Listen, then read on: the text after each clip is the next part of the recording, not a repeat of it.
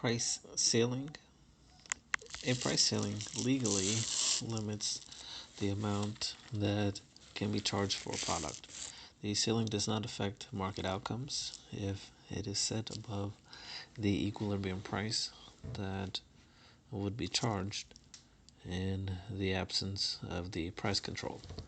Uh, for example, if the government says firms can charge no more than P bar equals $5 per gallon of gas, firms are actually charging P equals $3. The government's price control policy is irrelevant. However, if the equilibrium price would have been $6 per gallon, the price ceiling would limit the price in the market to only $5. The U.S. government imposed price controls on gasoline several times. In the 1970s, OPEC reduced supplies of oil, which is converted into gasoline to Western countries. As a result, the total supply curve for gasoline in the United States, the horizontal sum of domestic and OPEC supply curves, shifted from the left, capital S superscript 1, to capital S superscript 2 in figure 2.14. Because of this shift, the equilibrium price of gasoline would have risen substantially from P sub 1 to P sub 2 in an attempt to protect consumers by keeping gasoline prices from rising. The U.S. government set price ceilings on gasoline in 1973 and 1979.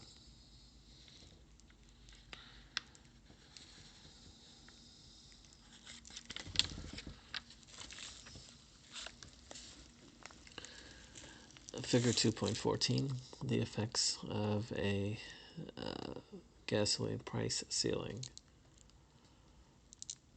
In the graph, there is price on the vertical axis in dollars per gallon and a capital Q on the horizontal axis, gallons of gasoline per month. There is a downward sloping demand curve where there's only one, and there's two supply curves, capital S superscript 1 and capital S superscript 2. Supply curve 1 intersects demand at E sub 1 at quantity Q sub 1 equals Q sub D. And then capital Q sub 2 is the quantity that corresponds with equilibrium 2 of the supply curve superscript 2.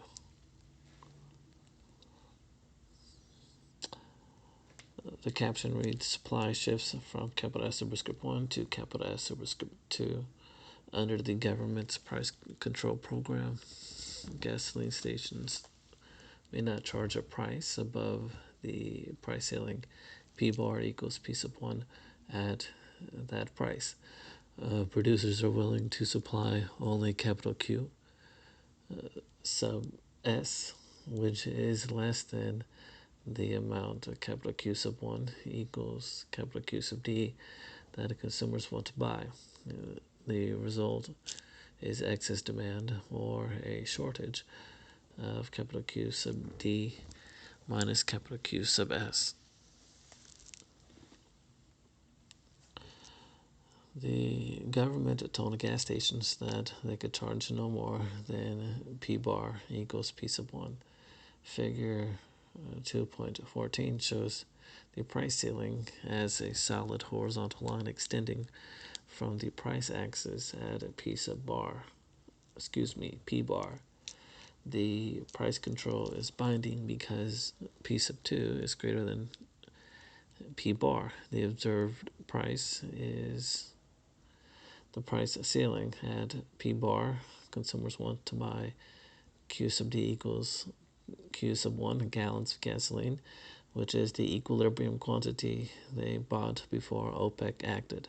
However, because of the price control, firms are willing to supply only Q sub S gallons, which is determined by the intersection of the price control line with capital Q superscript 2, with capital S superscript 2.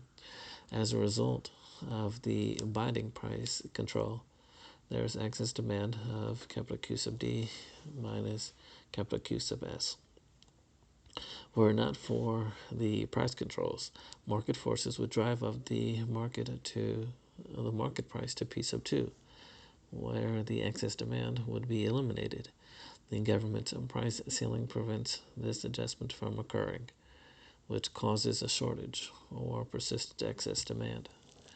At the time the controls were implemented, some government officials falsely contended that the shortages were caused by OPEC's cutting off its supply of oil to the United States. Without the price controls, the new equilibrium would be E sub 2, where the equilibrium price, P sub 2, is greater than P sub 1, and the equilibrium, Q sub 2, is greater than the quantity sold under the control program, capital Q sub S. However, there would have been no shortage. The supply and demand model predicts that a binding price control results in equilibrium without a shortage. And at this equilibrium, the quantity demanded does not equal the quantity supplied. The reason that we call this situation an equilibrium, even though a shortage exists, is that no consumers or firms want to act differently given the law. Without a price control, consumers facing a shortage would try to get more output by offering to pay more, or firms would raise their prices. With an enforced price control, they know that they can't drive up the price, so they live with the shortage. So what happens when there is a price shortage? Lucky customers get to buy Q sub S units at the low price of P bar. Other potential consumers are disappointed. They would like to buy at that price, but they cannot find anyone willing to sell gas to them. With enforced price controls, sellers use criteria other than price to allocate the scarce commodity. They may supply the commodity to their friends, long-term customers, or people of a certain race, gender, age, or religion. They may sell their goods on a first-come, first-served basis, or they may limit everyone to only a few gallons. Another possibility is for firms and customers to evade the price controls. A consumer could go to a gas station owner and say, "Let's not tell anyone, but I'll pay you twice the price the government sets if you sell me as much gas as I want." If enough customers and gas station owners behaved that way, no shortage would occur. A study of 92 major U.S. cities during the 1973 gasoline price control found no gasoline lines in 52 of the cities, where apparently the law was not enforced. However, in cities where the law was effective, such as Chicago, Hartford, New York, Portland, and Tucson, potential customers waited in line at the pump for an hour or more. Superscript 22, which reads, see gas lines in the supplemental material to Chapter 2 in my Econ Labs textbook. Resources for a more detailed discussion of the effects of the 1973 and 1979 gasoline price controls. Deacon and Sonstelli, 1989, calculated that for every dollar consumers saved during the 1980 gasoline price controls, they lost $1.16 waiting time and other factors. Superscript 23, which reads, some economists interpret this market as being in an equilibrium, which the effective price that consumers face is the actual price plus the value of the waiting time. Thus, the quantity demanded at the effective price equals the quantity supplied. This experience dissuaded most U.S. jurisdictions from imposing gasoline price controls, even when gasoline prices spiked following Hurricane Katrina in the summer of 2008.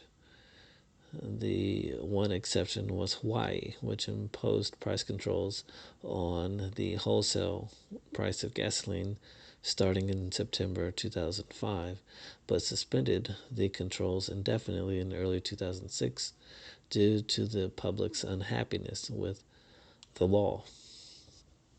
Application: price controls kill. Robert G. Mugabe, who has ruled Zimbabwe with an iron fist for nearly 3 decades, has used price controls to try to stay in power by currying favor among the poor. Superscript 24, which reads, Mr. Mugabe justified price controls as a means to deal with profiteering businesses that he said were part of a Western conspiracy to remove colonial rule, to reimpose colonial rule. Actually, they were a vain attempt to slow the hyperinflation that resulted from his printing Zimbabwean money rapidly. Prices increased several billion times in 2008, and the government printed currency with a face value of 100 trillion Zimbabwe dollars. In 2001, he imposed price controls on many basic commodities, including food, soap, and cement, leading to shortages of these goods and the development of a thriving black or parallel market in which price controls were ignored. Prices on the black market were 2 or 3 times higher than the control prices.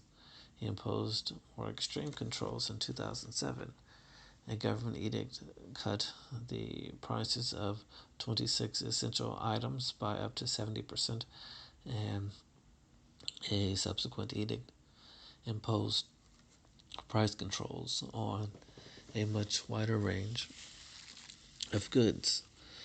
Gangs of price inspectors patrolled shops and factories, imposing arbitrary price reductions. State-run newspapers exhorted citizens to turn in store owners whose prices exceeded the limits. The Zimbabwean police reported that they arrested at least 4,000 business people for not complying with the price controls. The government took over the nation's slaughter houses after meat disappeared from stores. But in a typical week, butchers killed and dressed only 32 cows for the entire city of Bulawayo, which consists of 676,000 people.